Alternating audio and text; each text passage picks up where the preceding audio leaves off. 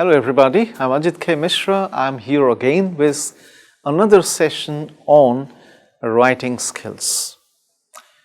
So in this session I'll be talking about writing pitfalls and the dangers associated with the writing pitfalls or the writing errors that most people tend to commit, and how we can overcome those pitfalls with just a bit of attention so that whatever we write becomes absolutely error-free and becomes impressive, and it turns out to be highly effective. There is another writing pitfall which is a major spoiler, because this particular spoiler causes a lot of problems to written documents because it doesn't catch up well, it doesn't go down well with the readers, because either they discover that some manipulation has been made,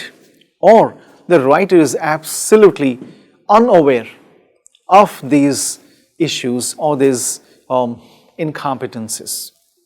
So that's the reason why such bloopers or such blunders generally happen in written documents. We call them wordiness. Wordiness or wordy expressions. That means unnecessary words are used just to enhance the volume of the document. But in fact, these expressions do not serve any specific purpose except for expanding the size and the volume of the document. They do not serve any other purpose. So, for example, adequate number of. There are three words in this expression which can be replaced with one word that is enough. Ahead of schedule. For example, this meeting is happening ahead of its schedule. Why is there a need to say that, when I can always say this meeting is happening early? Along the lines of, we can always say like, at all times, always.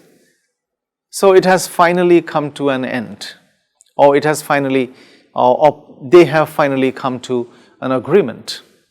So agree. So they have agreed. So due to the fact that you can always write since, as, because, and so on.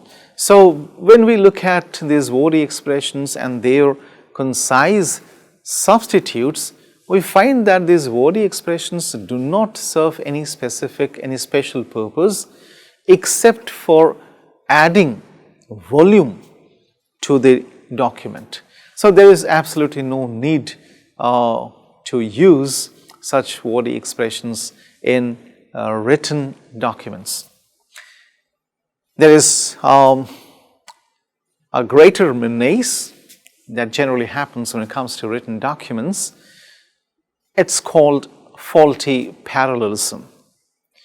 That means whenever we write documents, we tend to create certain parallels, because we generally put things in a series in a certain way and we present them in a writing.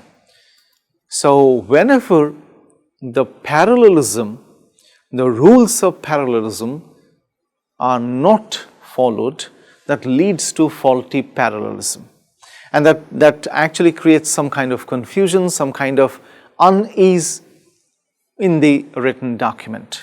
I'll cite a few examples which you can take a look at one by one, and then you can actually understand what faulty parallelism is all about and how it creates a problem in the written document. Take a look at this statement. We all need good nutrition and to exercise on a regular basis. So when you look at this statement, it has a faulty parallelism. So we all need good nutrition and exercise. That's fine. That's perfect. Or we need good nutrition. We all need good nutrition and regular exercise. So good nutrition has a parallel with regular exercise. So this statement can be fine. This statement can be complete and effective. I like both to read books and watching movies. So in one case it is to read, and in the other case it is watching.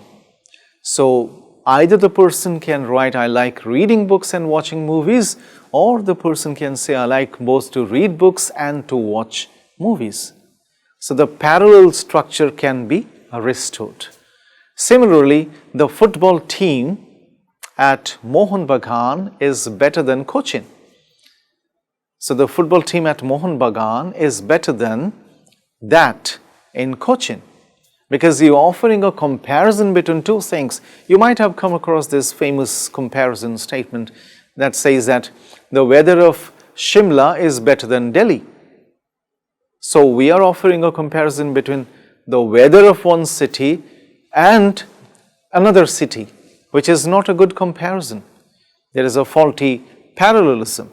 So we have to compare the weather of both the cities. So we have to say the weather of Shimla is better than that of Delhi, or the weather of Delhi.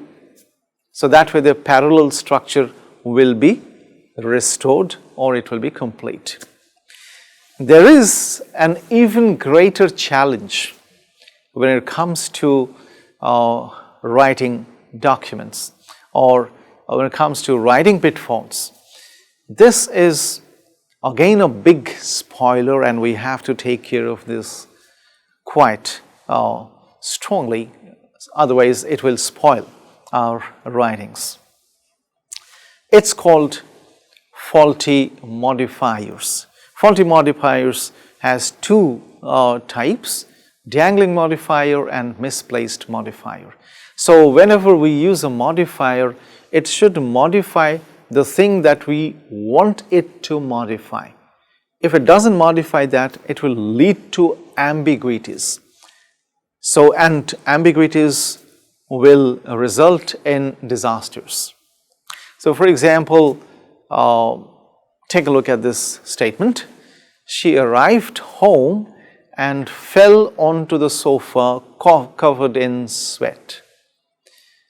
Who was covered in sweat? The person or the sofa?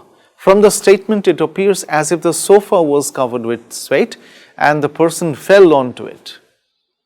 After the person returned home, the person fell onto the sofa that was covered in sweat.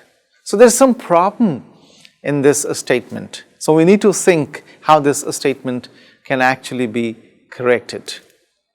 So we can always think of correcting it as, we are using the modifier in sweat for the person. Okay? So she arrived home and fell onto the sofa covered in sweat can actually be changed into, or she arrived home covered in sweat and fell onto the sofa. So that is how this can be, balanced, this can be restored, and this modifier can actually be placed alongside the thing it is modifying. So covered in sweat modifies the person who arrived home. So she arrived home covered in sweat and fell onto the sofa. Similarly, the waiter presented a steak to the guest that was medium rare. Was the guest medium rare? So it can always be written that the waiter presented a medium rare steak to the guest. Very simple and straight. And look at this statement, it's bizarre. He was referred to a psychologist with severe psychological problems. So who had the psychological problems and severe psychological problems, the psychologist or the person? It appears as if the psychologist had severe problems. So now you can think of correcting this statement on your own. I'm sure you can do that on your own, and the next one as well. So we need to take care of these bloopers, these problems in writing, because these are some of the issues that can spoil your written document. There's something that doesn't spoil our written documents. That is not a pitfall. That is in fact something we need to be familiar with. We call them connectors or transition words or transition expressions. They are connectors. They connect our writing. They connect our statements, our expressions. So there are additives, for example, they add. So moreover, furthermore, additionally, besides, these are additives, they add. So you have said something and you're going to extend that. You can write furthermore, moreover, further, besides, and additionally. You're adding something to what you have already said. Or New Delhi is the capital of India. Besides, it is the city of the Dilwale, people with big hearts. So that's how you can add to something that you have already said. And then comparison. When we offer a comparison between things, we can use such expressions. Similarly, likewise, cause and effect, we can use these expressions. For contrast, we can use these expressions. However, nevertheless, in contrast, to add emphasis to something we have already said, we can always say in fact, indeed. To give concession to something, we can use these expressions. And to add clarification to something that we have already said, we can always write in other words. And to mean time and sequence, we can always mean first, finally, next. So these are some of the things that we can actually do in order to extend our writing, because we do not generally stop at one sentence. We go beyond one sentence. We go on adding sentences to that first sentence that we write. So there is another useful thing that we all need to think about, that we all need to identify and practice, and then master as well. That's called plain English.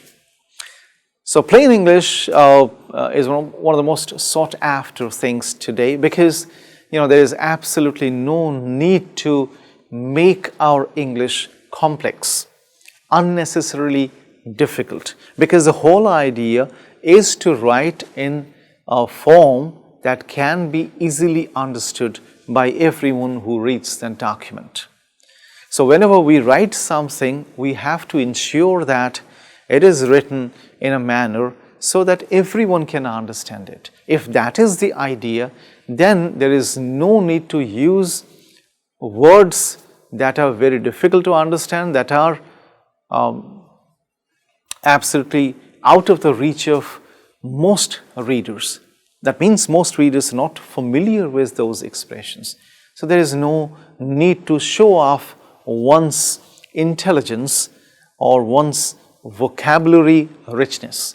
Instead, we can always find expressions or words that are simple, straight, easy to understand, and easy to follow. So this is a list of such words, and this is not an exhaustive list, this is just an indicative list. So this is a list of such words that tell you the difference between the tough English or difficult English and plain English. So instead of saying or using disclose, I can always say tell. So instead of using erroneous, I can always say wrong. Instead of using expedite, I can always write a very simple straight speed up. Instead of using furnish, I can always write give. So when you take a look at the entire table, you'll find that for each of the words or difficult words, we have a plain simple word that can be easily understood by many people. So that's all in this session. So I'm sure you have taken note of each of these language or writing pitfalls. Plus, you have also taken note of those two useful tools that we can think of using in our writings so that we improve our writings, and at the same time we can also take care of these language pitfalls or writing pitfalls that we need to overcome so that our writing becomes absolutely error-free and it becomes highly acceptable by everyone. With that, I say goodbye to you for now. So thank you for joining me. Bye-bye.